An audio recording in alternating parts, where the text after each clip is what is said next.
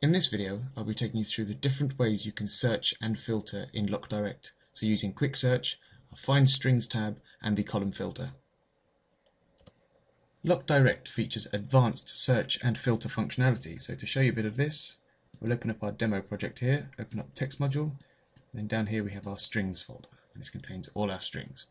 So up here in the filter view, we've got a quick filter so we can search through the source language text. Then we can check through all language text in the table, and then just all text full stop. So what we'll do is we'll look at the source language text itself to start off with, and then what we'll do is we'll look for something that says catch. Right, so we found catch, and instantly it will then show those as they're found. We can again look for tester, T-S-T-E-R, and then we have lead tester string in place here. What we can also do is we can move down to filter options, and we can enable a column filter, ignore punctuations, and actually make the search case sensitive as well. I can also perform a rather more advanced search by clicking up here on one of these tabs, Find Strings. So if I click on that, it shows me the results of a previous search here. So I can find text at this point here, so I'll look for car again. And I can choose which language I'd like to search in this list here. I'm going to choose the English UK. Click that and I've got two entries there, and then I can actually go directly to that string as well, which I won't do right now.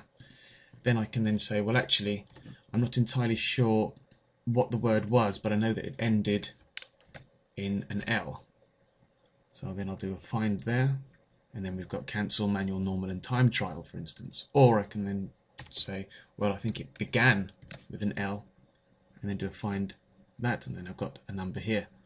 I can also perform that particular search using the identifier name as well. So so there's a lot of functionality there. Then I can actually do a search dependent on when it was actually last modified as well. So I can actually choose a date reference here, and also by any particular user. You also have an additional filter that we can show you right now. If we go back up to strings here, and then we've got a column filter. So we can click on enabling the column filter here, which will then make this appear. Or we can click on the arrow down here instead. So with this enabled, we can now do filters on a per column basis.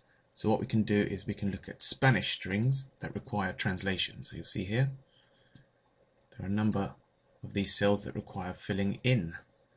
Then we can search for Spanish strings that require retranslation. So you'll see here that Puerto was here before, but doc level, the source language itself, has changed. Then we can look at green here, and this is all the strings that have been translated and are absolutely fine. So I can actually filter down any column that's currently within your view.